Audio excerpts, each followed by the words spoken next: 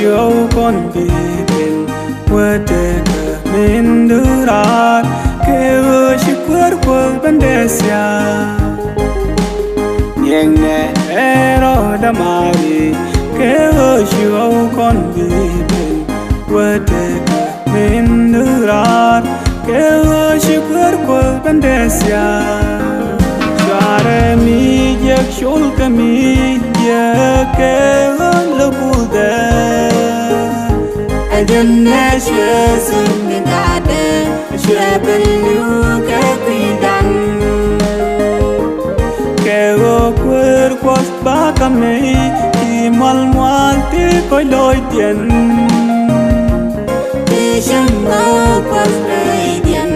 nay tu la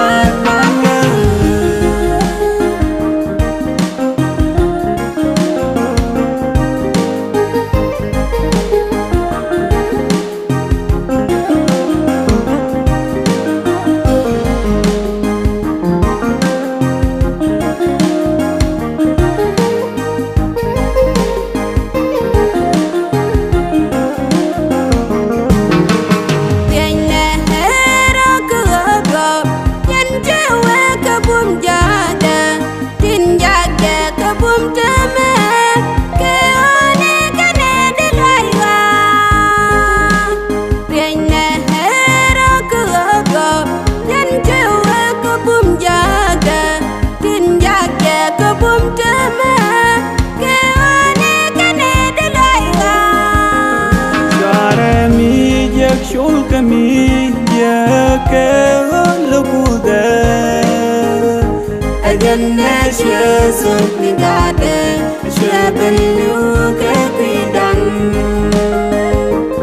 Keo quer quas ba kami ti mal mal ti koi loi tien Ti shang no quas loi tien nay tu la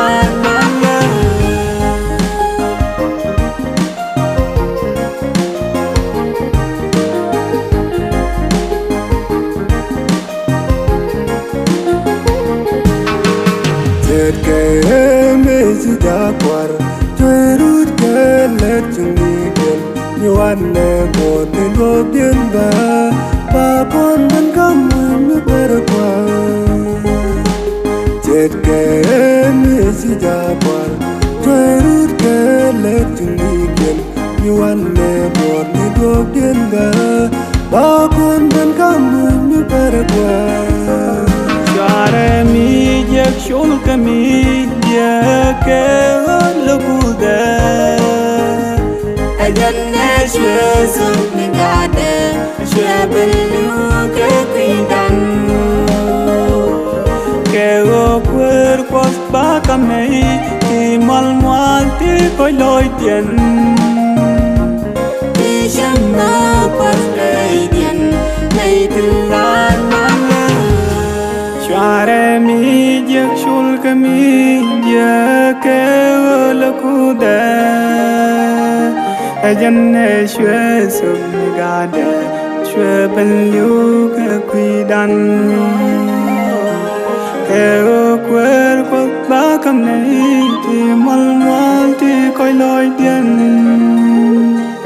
Ti shang no quas loi tien nay tu lan la